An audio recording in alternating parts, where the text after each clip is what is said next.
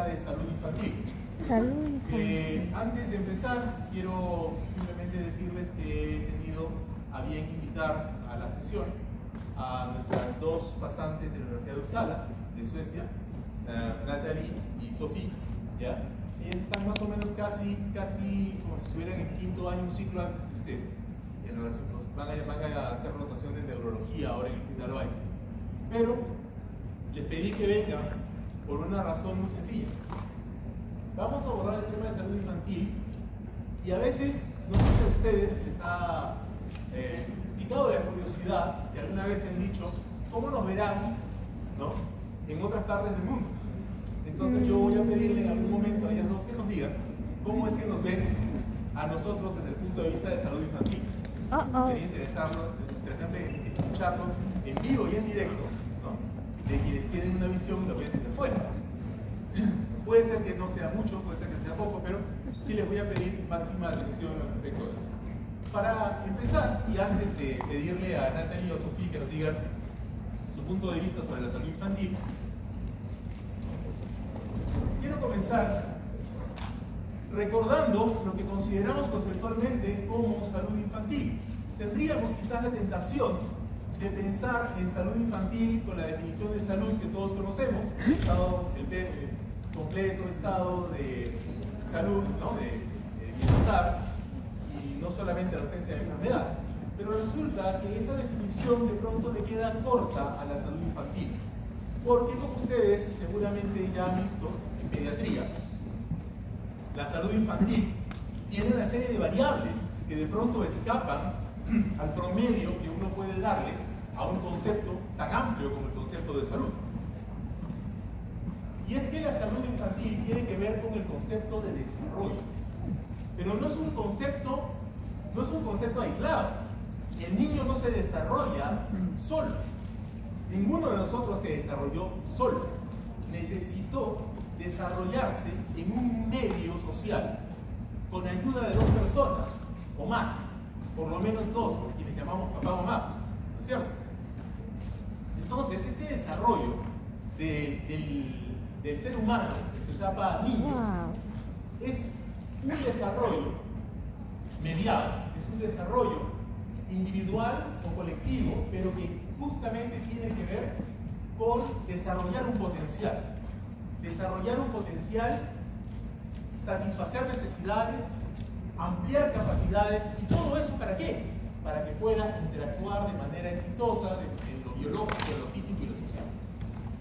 O sea que la salud infantil, como ya lo han visto ustedes en pediatría, no depende únicamente de que el niño tenga fiebre o no tenga fiebre. ¿Por qué? Porque basta que un niño tenga fiebre en la noche y van a tener al papá y a la mamá en la emergencia. Eso desestabiliza todo. El ejemplo más clásico, lo van a ver también ustedes en la emergencia, el neonato. El neonato de los padres primerizos, que de pronto por una cuestión viral, o incluso ni siquiera viral, como no sabe todavía tomar la leche, ¿no?, o mamar bien, de pronto se aspira un poquito, y se aspira y como que se ahoga, no sabe qué hacer. Entonces el papá y la mamá desesperados acuden al médico porque mi hijo se está asfixiando, ¿no? Y entonces, ¿qué hace el médico? Agarra una bombilla, ¿no?, absorbe y se acabó. Listo. Resuelta la emergencia. ¿No? Es más, le hace cosquillita a la nariz para que haga achú. Y listo, se acabó. Resuelta la emergencia. Pero esa situación, que es sumamente simple, resulta desestabilizar a todo un hogar en una madrugada. Y a ustedes los hace levantarse si estaban descansando, o les prolonga el tiempo de vigilia durante la guardia, ¿no? Entonces, esas cosas son las que pasan porque justamente la salud del niño y la salud neonatal no dependen de sí mismos, sino dependen de todo su entorno. Entonces, ¿qué quiero decirles con esto? Que cuando piensen ustedes en salud infantil, no piensen solamente en la salud del niño, sino es en la salud del niño y todo su entorno. Es más, llega no solamente el entorno inmediato, papá, mamá, llega hasta los abuelos, y puede llegar hasta la bisabuela, si quiere tiene vida. ¿Sí? O sea, todo eso puede ocurrir. niña tiene algún cambio dentro de su estado llamado habitual, o lo que podríamos llamar su buen estado de salud. ¿Ya? También es cierto que el estado de salud individual va a cambiar si es que el niño o el recién nacido sufre algún tipo de cambio en la configuración de su entorno. Eso también creo que ya lo han visto. Una mudanza, un cambio en la configuración de la familia, divorcio de los padres, por ejemplo, o fallecimiento de algún familiar muy querido, generalmente la abuela o el abuelo, pueden generar una alteración a nivel del niño o de la niña, y eso cambia su salud. Entonces, entendamos que la salud del niño es un equilibrio que tiene que ver con factores individuales y colectivos. ¿Okay? Ese es el primer gran punto que quiero que se lleven hoy día de esta sesión, para que complementen lo que aprendieron en pediatría y para que cuando vayan ustedes al internado no les sorprenda que si viene un niño, está en la rotación de pediatría, fíjense porque está la mamá, el papá, el abuelo, la tía detrás. ¿Ok? Y además, en el SERUMS, si además el niño o la niña tiene alguna particularidad cultural, es peor. Si es el hijo, por ejemplo, de algún apu, de alguna tribu amazónica, de una guaruna, por ejemplo, no solo van a tener ahí a la mamá o al papá, sino a toda la tribu. ¿Ya? Entonces, tengan ustedes presente estas pequeñas variantes, porque no son pequeñas cuando uno las ve, y sobre todo cuando ustedes estén solos en el CERU, tampoco van a estar tan solos porque para eso tenemos telementoría, ¿ya? Pero van a estar en el momento solos, van a ustedes a tener que tomar en cuenta esto para que puedan manejar el caso. No es solamente hablar de la fiebre, no es solamente hablar, por ejemplo, si ustedes quieren tratar un cuadro febril en un niño, por ejemplo, de estas comunidades indígenas, sobre todo si tienen algún tipo de arraigo andino, y tienen ustedes la intención de colocarle metamizol para bajarle la fiebre, ¿será fácil o será difícil? ¿Quién piensa que es fácil? Levanta la mano. ¿Quién piensa que es difícil? Ok.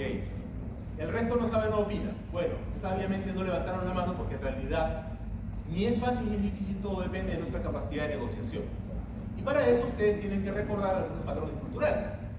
¿Ok? Así como Galeno reconocía cuatro humores que estaban al origen de las enfermedades. ¿Se acuerdan de los 4 humores de Galeno? ¿Cuáles eran? La flema, uno. ¿Qué más? ¿Cuál es la otra? ¿Ah? Los 4 humores, bueno, la ira tiene que ver con algo que nosotros decimos, no es la ira, sino hacemos la bilis, ¿ok? Otro más, faltan 2 fluidos más. La sangre, efectivamente, y falta uno más. Ese sí es yuca. Ese si no se acuerda, no se preocupe. La bilis negra, exactamente. ¿Y con qué está relacionada la bilis negra? Básicamente con los cambios de humor, el tema de la depresión, los sistemas de salud mental. ¿Ya? Entonces, esos eran los 4 humores de Galeno. Pues resulta que los incas también tenían 3 sustancias que para ellos eran la causa de las enfermedades. ¿Cuáles eran?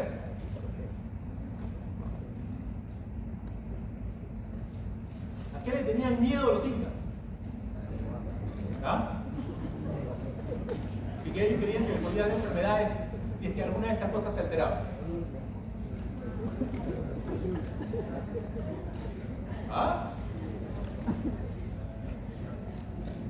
¿Saben que curiosamente, sin que Galeno y los incas se conocieran, los incas también le tenían miedo a la sangre? O sea, si la sangre se alteraba, podían haber enfermedades. Y también pensaban que si la bilis se alteraba, podían ellos enfermarse. Y había uno más, que no lo tenía Galeno y que sí lo tenían los incas. El aire, y sobre todo el aire frío. ¿Ok? El aire. Entonces, hay una cuarta, entre paréntesis, ¿ya?, que podríamos decir, no es que les daba miedo, pero no era precisamente una práctica apreciada, porque la curación de las enfermedades en el Imperio Incaico eran básicamente a través de hierbas. ¿Okay?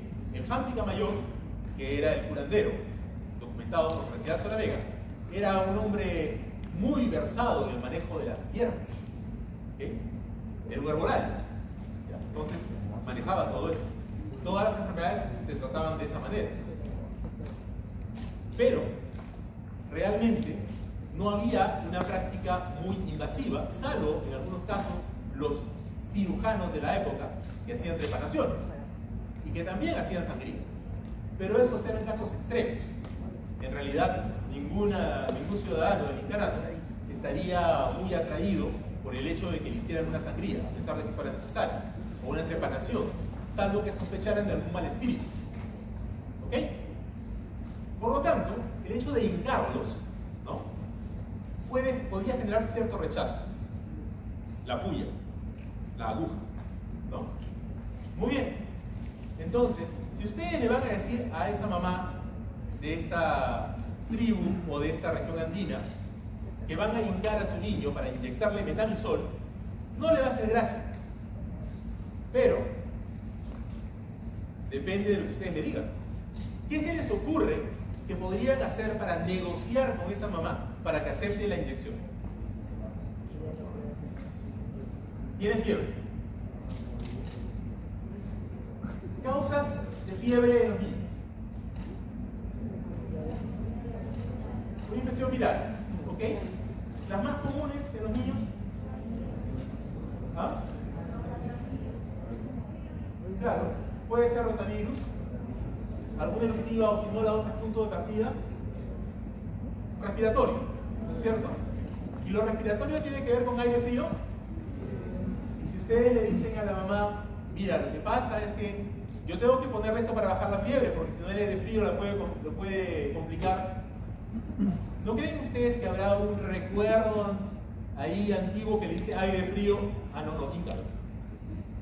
Ponle la inyección. Es probable que sí. Acuérdense que si bien es cierto, los incas no sabían escribir, pero sí sabían hablar. Y toda su sabiduría la pasaron de boca en boca. ¿Okay? Entonces, y de hecho ustedes lo pueden encontrar. ¿A cuántos de ustedes su abuela no les ha dicho, abrígate porque si no te va a dar frío y te vas a enfermar? Es eso. Es el temor al aire frío de los incas. ¿Ya? Ya saben. Entonces, eso los pueden ustedes a negociar. Y ya ven ustedes cómo el tema de la salud del niño y la práctica médica de ustedes tienen que considerar al entorno del niño, porque sin eso no hacen nada. Aparte que legalmente tienen que hacerlo, porque ya saben que el niño, no le pueden preguntar al niño, oye, te voy a poner una inyección, ¿me autorizas? Agú. No, eso no vale. ¿Ya? Te cae el abogado encima, o la fiscalía. Entonces, no, tienes que decirle a la mamá o al papá.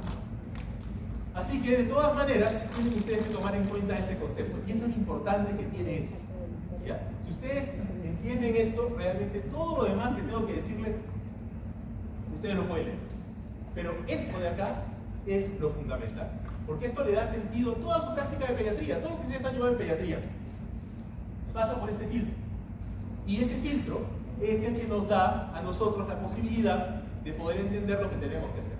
Por estos cuadritos que no se ven, pero lo van a poder ver cuando ustedes tengan la presentación, ¿ya? Básicamente son datos de UNICEF acerca del estado situacional de la salud infantil en el mundo. ¿Ya? Entonces, estos cuadritos están básicamente ahí para poder decirles que todavía en el mundo tenemos grandes problemas asociados con la salud infantil y que básicamente la gran mayoría aparentemente están concentrados en África. Pero creo que ahora es el momento de preguntarle a Natalia y a Sofía un poco qué es lo que ellos ven.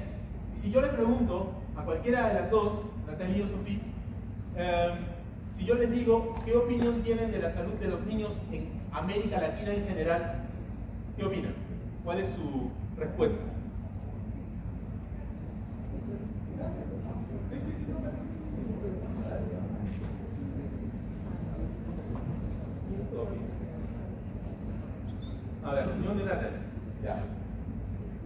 todos. Mi español no es muy bien, pero vamos a probar. A mí me parece que vamos a comprar de Suecia. En Suecia hay altos taxes, impuestos, y por eso hay mucha ayuda por toda la gente. Y es muy importante que es igual de toda la gente. Y por eso hay mucha ayuda. Toda la gente debería que tener salud social y acceso de la salud social y del hospital también. Creo que es más barato en Suecia comparado aquí. Si la gente no tiene el recurso económico en Suecia, toda tiene acceso al hospital y de la salud también. Por eso a mí me parece que quizás aquí es un mejor problema, que es no tan igual. Creo que es desigual aquí. Hay muchas diferencias. Es más, creo que es más caro ir al hospital. Y por ejemplo, en Suecia, si la gente va a venir a un tratamiento, todo es incluido, no va a pagar nada. Es incluido, por ejemplo, la tarjeta. Y eso, por ejemplo, es incluido si tiene una factura, es todo incluido, pero aquí, a mí me parece, no sé si es la verdad, pero a mí me parece que no es incluido, quizás. Sí. A mí me parece que hay diferencias de acceso de salud. Aquí hay gente que necesitan caminar por el hospital y en Suecia es más barato. El acceso al hospital es fácil de tener el acceso al hospital también. Pero después de las 3 semanas aquí, vamos a ver si es la verdad o no. En Suecia tenemos acceso de agua potable, toda la gente en Suecia.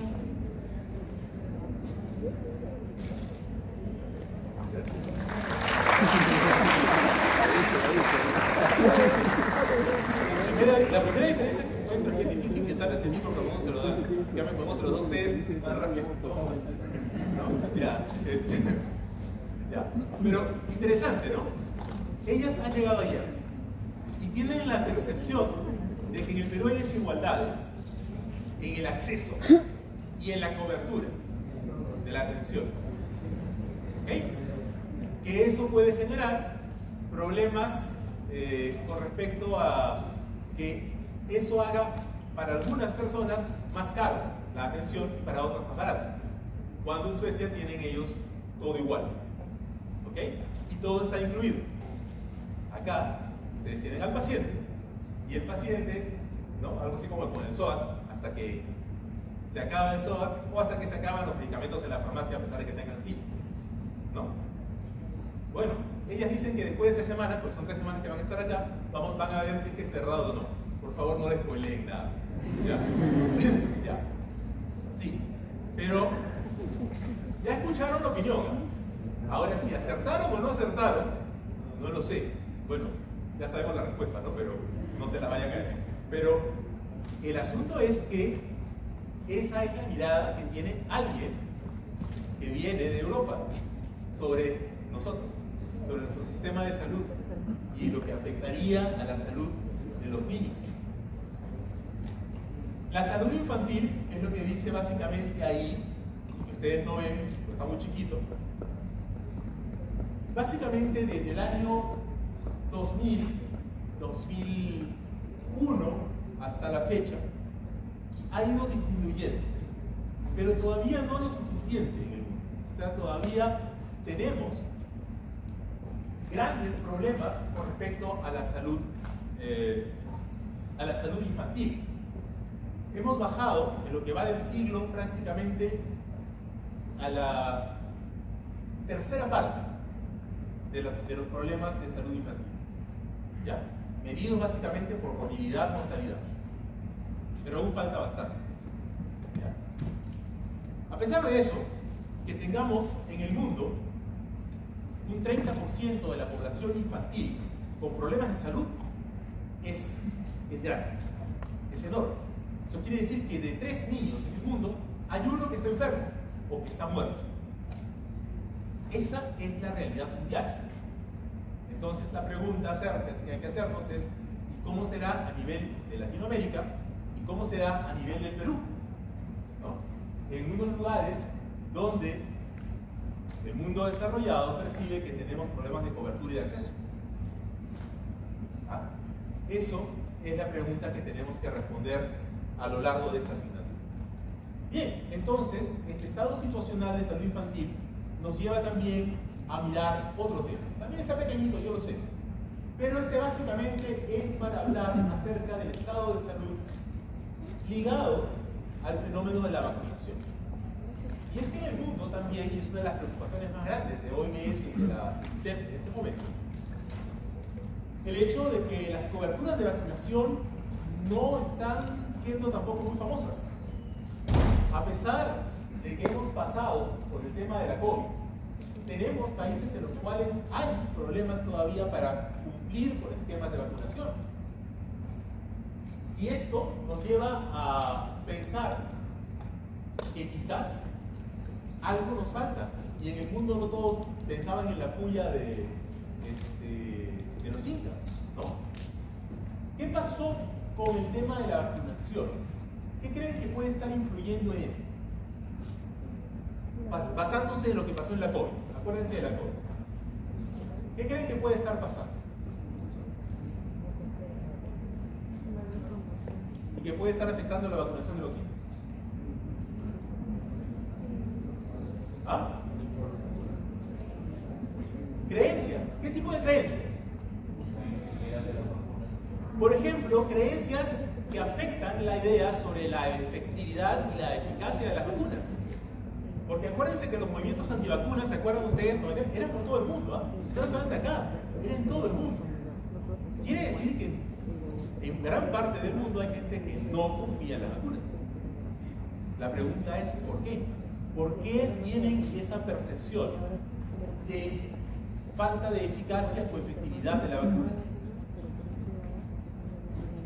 ¿Alguien tiene alguna hipótesis por ahí? Porque es motivo de investigarlo, pero digamos que esa percepción alguna causa tiene que tener.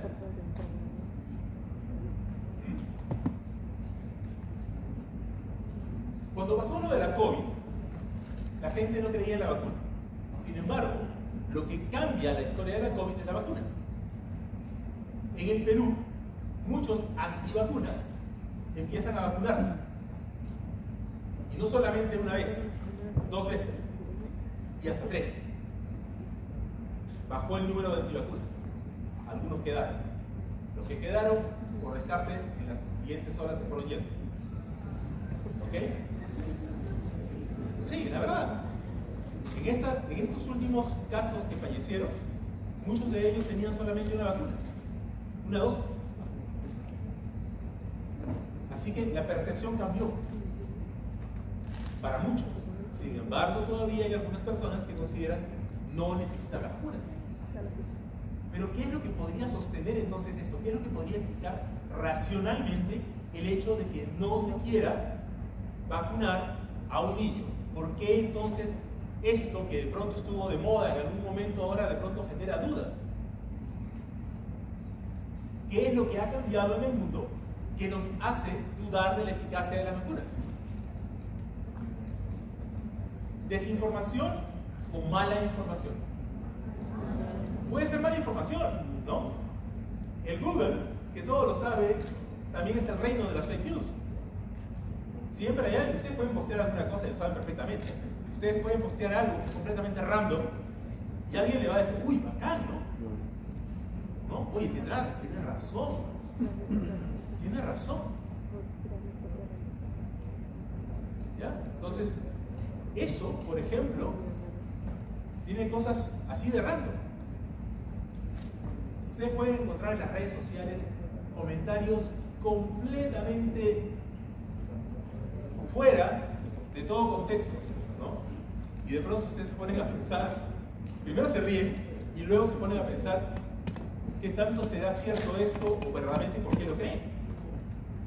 No he encontrado esos posts, por ejemplo, en algunos lugares donde hablan acerca, por ejemplo, de temas de piel o cosméticos. Yo una vez encontré uno bien curioso, ¿no? Alguien decía que para tener vitamina C y buen cutis había que aplicarse algo que los hombres producimos con ciertos órganos, ¿no? ¿Sí? ¿Ya saben cuál? Sí, exacto, ¿no? O sea que somos productores de vitamina C, muchachos. ¿Ah? Estamos perdiendo plata, ¿no? Pero se dan cuenta de eso. Se dan cuenta de esta situación. O sea, es cierto que es un componente del esperma de la vitamina C, pero bueno, o sea, no sé si ahí hay cremita o no sé cómo, ¿no? Pero la cosa es que si eso es bueno para el cutis, habría que probarlo. Le dirá a las personas atrás que lo prueben sin falta, ¿no? Pero bueno, o sea, ¿qué es lo que estamos haciendo con la información?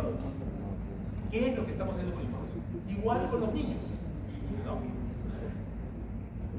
Cuando yo estaba en mis Cerux, en la selva, alguien me dijo que para los cólicos de gases de los niños era bueno darles agua de tejita. ¿Qué cosa era la tejita? La teja, ¿no? La teja de estas que se ponen ahí en los techos, ¿ya?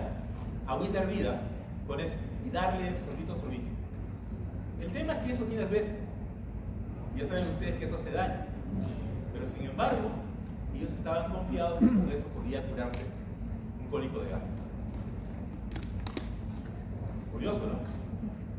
Entonces hay prácticas y prácticas, y todo esto no necesariamente tienen que ser post en redes sociales. Los incas no tenían redes sociales, pero eran muy buenos expandiendo una serie de cosas. Y el chisme es más rápido que la CIA o que la KGB en filtrar información. O sea, es la vía más rápida de información, de chisme. Bueno, basta que una comadre se lo diga a otra, o la abuela se lo diga a la hija a la hija de la otra, bueno, se acabó. La vida de los niños puede haber cambiado. Basta que alguien diga algo de las vacunas y esto cambia. Entonces, una de las razones efectivamente tiene que ver con mala información deformada, falta de información, pero lo cierto es que esto afecta el panorama mundial. Y no es solamente en América Latina, es en África, es en Filipinas, es en diferentes lugares del mundo. ¿Ya? Muy bien. Vamos a algo más. Resulta, como dice ahí, que los datos consolidados, por ejemplo, en lo que respecta a morbilidad, por ejemplo, como neumonía. ¿Quiénes tienen más neumonía o casos de neumonía en el mundo? Curiosamente, América Latina y el Perú. Somos en el mundo el continente que tiene más casos de neumonía infantil. África no tiene tanto. Nosotros tenemos más que África. Tenemos casi 1.5 más veces neumonía infantil que África. ¿No lo sabían? ¿Lo saben? Eso quiere decir entonces que tenemos morbilidad importante a nivel respiratorio, ya sea viral o bacterial, lo más probable es que sea viral, en salud infantil. ¿Ya? ¿Cómo estamos controlando esto? Estamos esperando que llegue la emergencia y lo tratamos. ¿Cómo estamos previniendo la neumonía infantil? ¿Cómo se previene la neumonía infantil? ¿O por qué creen que pueda haber tanta neumonía infantil en nuestro continente? Sobre todo en el Perú hay. ¿Por qué tenemos tanto? Le hacemos caso a los incas, el frío.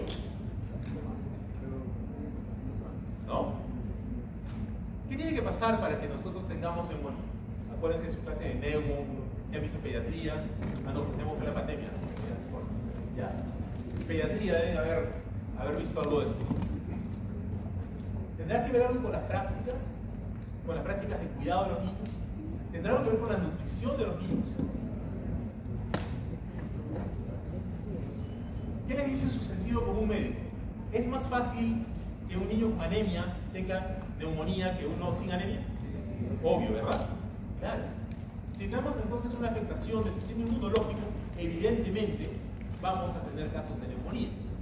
Sobre todo, como dijo bien Sofía, creo, si no tenemos saneamiento básico, si no tenemos agua, desagüe, estas condiciones básicas de vivienda, efectivamente vamos a estar en riesgo. Y eso puede pasar.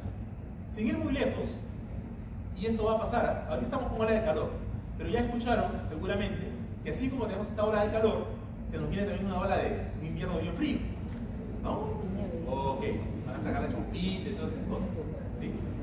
Ya.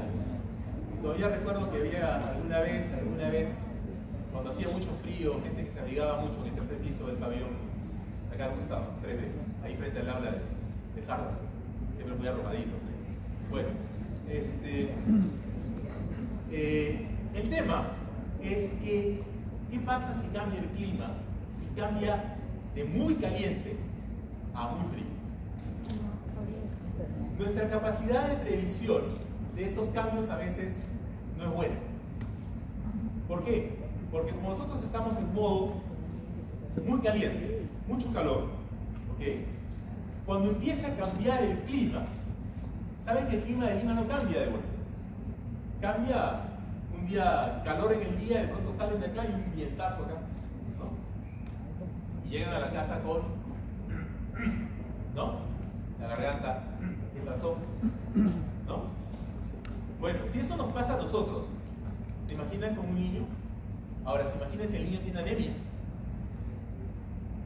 Entonces, tenemos razones para poder tener que enseñarle a la gente algunas formas de previsión y de prevención relacionadas al manejo del abrigo. La otra tiene que ver con la nutrición. Tenemos que controlar el tema de anemia. O tenemos que mejorar la nutrición. Una nutrición muy rica en carbohidratos no se compara a una equilibrada entre proteínas y carbohidratos y fibra. ¿No es cierto? Sobre todo si tenemos que darle vitamina C a los niños. Frutas, ¿verdad? Pero no siempre estamos dándole frutas a los niños. Todavía los padres a veces piensan que para calmar el hambre es mejor comprar canchita o el paquetito de galletas, ¿no? Y todos hemos heredado eso, ¿sí o no? Vienen acá, no han almorzado, máquina de galletas. Claro, esa es. Bueno, eso que pasa con ustedes pasa con los niños. Y eso tampoco es que sea una buena estrategia. Por lo tanto, si esta es la situación, tenemos que hacer algo, y ese algo es algo más preventivo. Si se van ustedes a quedar sentados esperando en la emergencia o el consultorio que llegue, va a llegar el niño, no se preocupen, va a llegar. Y lo van a curar, sí, lo van a curar, efectivamente. Pero necesitan ustedes hacer algo. Yo les recomiendo, si ustedes pueden, ubiquen a un egresado de la universidad que siempre postea y ha sido mi residente y trabaja en la clínica Delgado de la UNA, que es Gustavo Rivara. Si ustedes tienen la oportunidad de buscarlo a Gustavo Rivara ahí en No Dr. Gus, que es también un clown, en Instagram, él hace post de vez en cuando, básicamente destinado a los padres. Él es pediatra, neonatólogo, y básicamente sus posts están dirigidos hacia los padres, dirigido a informar a los padres acerca de lo que pasa con el recién nacido y con el niño. Vean ese tipo de posts. A lo mejor es importante empezar a hacer eso. Les recuerdo que cuando ustedes llegaron a la República 1, les dije en algún momento, les lancé el reto de hacer TikToks. Creo que también hizo caso. Bueno, en la pandemia les demostró que podíamos hacer TikToks y que eran eficaces, podía servir. Pero quizás ahora también, ¿no? O Reels. Esas cosas pueden ayudar para poder generar conciencia en un público determinado. Háganlo con base científica y podrán ustedes combatir a las fake news. ¿Ok? Muy bien. Entonces, esto es el segundo punto importante. Tenemos que prevenir aquellas cosas que se nos están complicando en el mundo, como el tema de las vacunas, pero también aquellas enfermedades prevalentes, sobre todo las inmunoprevenibles, como hemos visto ahora en un caso de sarampión después de tanto tiempo, las neumonías, las enfermedades diarreicas y la anemia y la desnutrición infantil. Esas cosas, si nosotros las prevenimos, estamos abordando prácticamente la mayor cantidad de problemas del mundo en vías de desarrollo, fundamentalmente, ¿ok? Sin pasar al otro lado, que ya es más desarrollado, el tema de la obesidad infantil. Pero si nosotros abordamos estos problemas, créanme, se van ustedes a ahorrar varias madrugadas que no van a dormir. Se van a ahorrar posiblemente varios problemas pediátricos y se van a quizás a ustedes a dedicar a ver la pediatría de otra manera. Una práctica pediátrica o incluso en medicina general, en la parte de cuidado de los niños, mucho más orientada hacia la prevención, que es básicamente lo que necesitamos. Entonces, tenemos básicamente que entender que el problema de salud del niño no es la salud solamente del niño, sino del niño y su entorno. 1. 2. En salud del niño es importantísimo que nosotros busquemos la manera de hacer prevención con los medios que nos ofrece actualmente la tecnología moderna y los medios de comunicación. Si ustedes se preparan bien y tienen la información correcta, háganlo. ¿Okay? Lo tercero, y esto viene del informe de salud infantil del año 2022 de la OMS, fíjense ustedes que un niño que nace en un país de ingresos bajos tiene una esperanza de vida al nacer de 63 años. Y aquel que nace en un país que no tiene ingresos bajos, sino ingresos altos, 80 años. Una diferencia de 17 años solamente ligado al ingreso. ¿No? Interesante. O sea, quiere decir que con más plata vivimos más tiempo, aparentemente. O es que quizás más dinero, mejor invertido, con equidad, nos ayuda a tener una mayor esperanza de vida. Y eso tiene que ver también con algo importante que empezó el día de hoy. ¿Alguien sabe qué pasó el día de hoy en el Ministerio de Salud? La visita de la OCDE. ¿Se acuerdan de ese tema de la OCDE? Esta postulación del Perú para pertenecer a la Organización de Cooperación para el Desarrollo Económico. Ya. En esta semana, el Ministerio de Salud está siendo evaluado por una comisión de la OCDE, justamente para evaluar el capítulo relacionado con el sistema de salud. Lo que quiere saber la OCDE es, el Perú quiere ser un país que ayude al desarrollo económico. ¿Okay? Plata tiene. El tesoro público es importante. Aparentemente las inversiones que tienen los TLCs le dan como para que la billetera esté cada vez más gordita, a pesar de todos los problemas. Tiene inestabilidad política, tiene crisis política, pero su billetera sigue estando fuerte. Tiene inseguridad y tiene problemas de anemia, pero la billetera sigue estando fuerte. Entonces, lo que hay que hacer acá es resolver algunos problemas para que esta capacidad económica realmente se pueda rentabilizar. Más o menos esta es la idea. Entonces ahora le han echado el ojo al sistema de salud. ¿Qué van a evaluar? El desempeño del sistema de salud. Y ese desempeño del sistema de salud, uno de esos indicadores son los indicadores demográficos. Tiene que ver con eso. ¿Cuál es la esperanza de vida de una persona al nacer en el Perú actualmente? ¿Ah? Por ahí va, 73 años. 73 años. ¿Ok? O sea, estamos casi a 7 años de la esperanza de vida de un país de altos ingresos. Si ustedes han escuchado eso de países de bajos o medianos ingresos, entonces nosotros estamos en mediano, pero tirando casi ya a alto ingreso. ¿Se dan cuenta? Solo por la esperanza de vida de nacer. Ya. Entonces, ese es un elemento que va a ser evaluado. Pero el otro que va a ser evaluado tiene que ver con la formación de los médicos. A la OCDE le interesa saber cómo están formados los médicos. Si es que los médicos están bien distribuidos, o sea, si hay suficientes médicos para la población. Le interesa saber si los médicos se quedan en el Perú a hacer especialidad o si se van afuera. y le interesa saber si es que los médicos que se van afuera a hacer especialidad regresan. Bueno, eso no lo podemos garantizar, pero... Entonces, fíjense ustedes, más de 45 millones de niños y niñas con desnutrición aguda en el año 2020. Desnutrición aguda significa evidentemente bajo aporte calórico, o sea, nada que echarte a la boca, hambre, eso significa, ¿no? Entonces, eso también es otra de las razones por las cuales hay una mirada acerca de esto en el Perú, productor de materia prima, alimentos fundamentalmente. 45 millones. Como ustedes saben perfectamente con sus estudios de pediatría, la desnutrición, tanto aguda como crónica, va a tener impacto sobre el crecimiento y el desarrollo. Si nosotros permitimos que haya desnutrición aguda infantil, lo que estamos haciendo es agregarle un punto más a una situación, a una sociedad en la cual vamos a tener personas con problemas de crecimiento y desarrollo. Entonces, quizás eso no nos interese mucho hasta que sea nuestro hijo, ¿verdad? Hasta que pase algo y sea nuestro hijo, nuestra hija. Ahí sí nos va a interesar. Bueno, se supone que debería interesarnos un poquito antes, ¿ya? Porque, bueno, por el tema de crecimiento, bueno, ya, tampoco es que los citas fueran muy altos. Promedio 1,60 m, 70 m, ya. Atahualpa era 1,78 m, parece que era el Inca más alto. Pero el problema sí es de desarrollo, ¿no?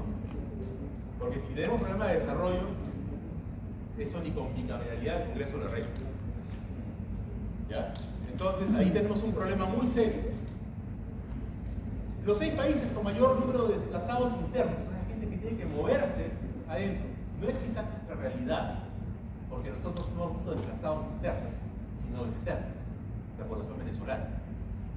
Pero fíjense ustedes ahí, Afganistán, Etiopía, la República Árabe Siria, la República Democrática del Congo, Sudán, Yemen, países en los cuales hay conflictos internos y la gente tiene que moverse. O como lo que está pasando en la Franja de Gaza, ¿no? O sea, de pronto a alguien se le ocurre tirar una bomba y un día amanecieron, entre comillas, con la mecha prendida, literalmente, ¿no? Y al día siguiente estaban entre bombazos y toda la gente tiene que irse o ocultarse debajo de la tierra. Una mujer en el África subsahariana tiene un riesgo de 130 veces mayor de morir por causas relacionadas con el embarazo. O sea, si tenían ustedes la esperanza de tener un niño que pudiera nacer sano, en el África subsahariana posiblemente eso no va a ocurrir porque el riesgo es 130 veces mayor en una mujer en esas zonas. Claro que estamos hablando de la África subsahariana, ustedes dicen, bueno, la África subsahariana. Nosotros no estamos en el África subsahariana, pero también tenemos mortalidad materna y también asociada justamente a algunos de los problemas que afectan a África. Anemia, por ejemplo. Hay anemia gestantes. Hay violencia, ¿no? Hay problemas relacionados con género. Entonces, y eso afecta obviamente a la salud infantil. ¿Por qué?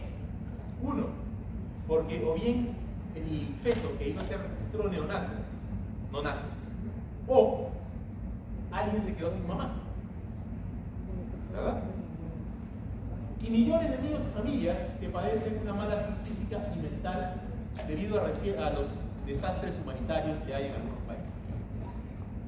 Bueno, yo no sé si hay un desastre humanitario, pero últimamente, no sé si ustedes han visto cuando han encontrado en pediatría, hay cada vez más de niños con TDA, ¿no es cierto? TEA, autismo, Asperger, ¿no? Entonces, ¿qué pasó? Quizás antes había, no lo sé. Pero yo recuerdo que había un pabellón en el Arco Herrera cuando roté en psiquiatría, que tenía un pabellón así totalmente cerrado, así, con niños que tenían algunos comportamientos, bueno, ex niños, porque ya habían crecido y que tenían comportamientos así, ¿no? Vamos a decirlo, extraños, y que sus familias ya los habían abandonado ahí. Pero, en el caso de lo que pasa hoy en día, hay muchos niños que tienen estos perfiles. Entonces, ¿qué pasó? ¿Es la contaminación ambiental? ¿O alguna cosa en la configuración de las familias? ¿O el tipo de alimentación? ¿No que se supone que Fagro, que el otro tiene que proteger esas cosas? Digo, ¿no? Y sin embargo, yo cuando voy a veces a visitar a algunos colegas a la clínica Ricardo Palma, o voy a ver a alguno que está en internacional, hoy hay mamás que van con sus niñitos sus problemas de TDAH o de TEA, ¿no? O sea, y no estamos hablando precisamente de población económicamente baja, de bajos ingresos. Entonces, ¿qué pasó? No funcionó el Fagro. ¿Ah? ¿A quién le echamos la culpa?